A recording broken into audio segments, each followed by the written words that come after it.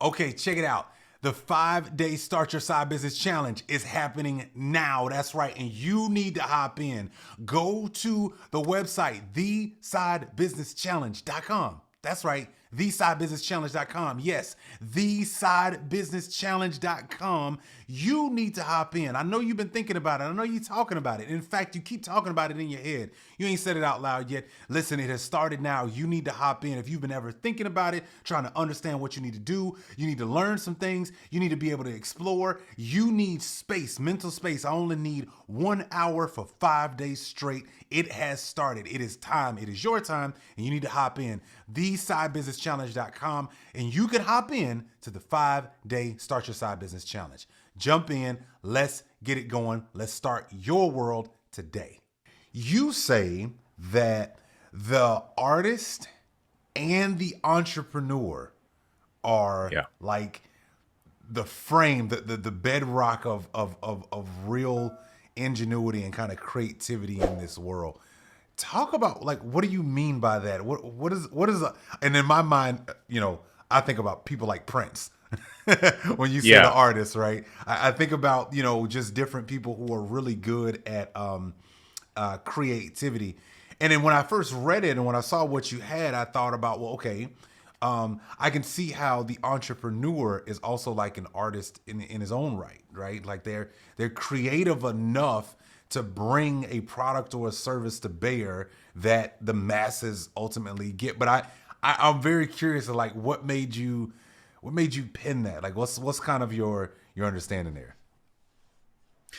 So artists and entrepreneurs, I like to lump both of these types of people together in a term that I just encompasses storytelling. These people are storytellers. Why? Because artists and entrepreneurs, through their works, through whatever they put out there for the public to enjoy, to consume, it tells a story about humanity. So artists in particular, what do? They create works of art, whether it be, uh, paintings and drawings, if you're a fine artist, or film and TV, if you're a filmmaker, and all the way to books, all the way to what have you, everything under the umbrella of art. You have to have a certain understanding and insight about what makes human beings tick that go a little deeper than the average person. By the average person, I simply mean somebody who doesn't really have that strong artistic bone. If you want to be a successful artist, if you want to have works that resonate, well, you have to understand the human being at a particular core. And the best of artists influence culture. And a lot of people, they tend to believe that, politics shapes culture, when really politics is just downstream of culture. It's the other way around. It starts with culture. And artists, I think, are really the progenitors of culture. They completely shape the trajectory of civilization because they help us learn more about us through their works. So in a nutshell, that's why I think artists are really underrated, but probably one of the most influential types of people to exist in any given society. Now, on the other hand, you have entrepreneurs.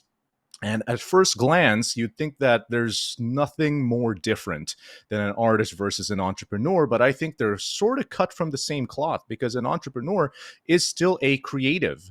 You can also use the word creative to lump those two terms together, right? Because they have to think out of the box. They also need to understand how human beings tick so that they can create solutions that haven't been uttered before, and fashion it in a way that makes people's lives easier. And if they're able to bring it to market, well, as you know, the greatest products ever envisioned in the history of civilization, the modern world, were created by entrepreneurs. I mean, what do entrepreneurs basically do? How do they harness their creativity? They solve problems.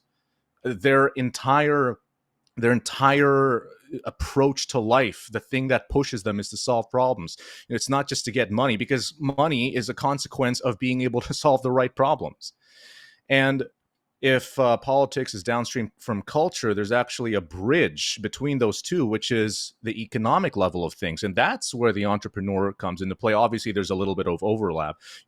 Entrepreneurs do influence culture. I mean, just think of the greatest brands ever that have become household names, whether it be Apple or any of the tech names at the moment, whether it be fast food chains and what have you, entertainment, media.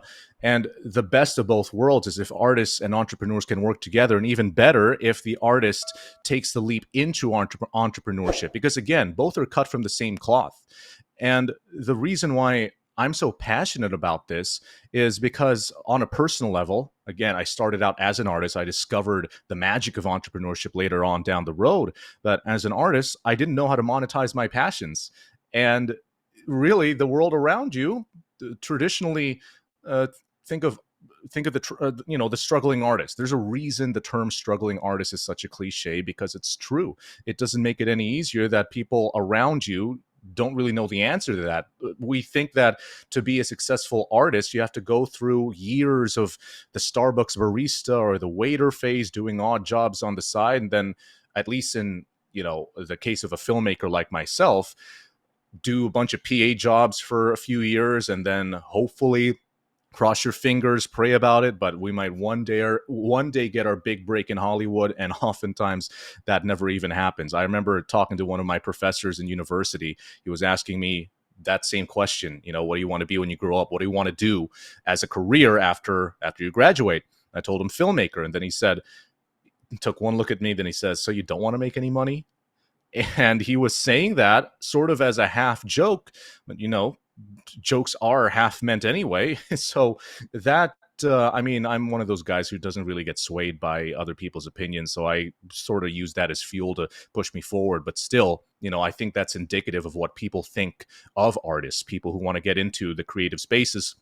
Anyway, that's a little bit of a tangent, but that is one of my missions, is to bring awareness to the power of the artist and the entrepreneur, to inspire budding artists, budding entrepreneurs, and to hopefully bridge the two together as we go further down the rabbit hole of this whole topic. Is particularly for artists, how do you actually monetize your passions? Because we need more people. There's so many amazing creative minds who aren't able to get their message across, their art across, because they have no idea how to do marketing. They have no idea how to raise capital. They have no idea how to get in touch with the right people to do it.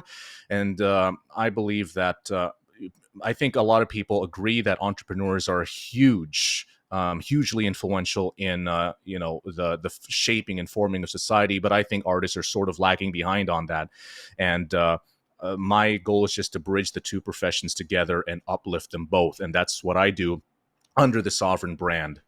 Hey, did you know that as employees, there are 7 big mistakes that we are all making before getting fired, downsized, or laid off? And I wanted to share those with you and teach you how to level up in your career. You can get that by going to www.twac.live/7 mistakes. You and I have been making some egregious mistakes when it comes to our career, and we got to stop making them. I want to provide you with this context, things that I have learned throughout my career that are going to help you. So go to the website, twac.live/7 mistakes, put in your name and email address, and download this free PDF that'll teach you of things that you and I can stop doing and start leveling up our career. Back to the episode.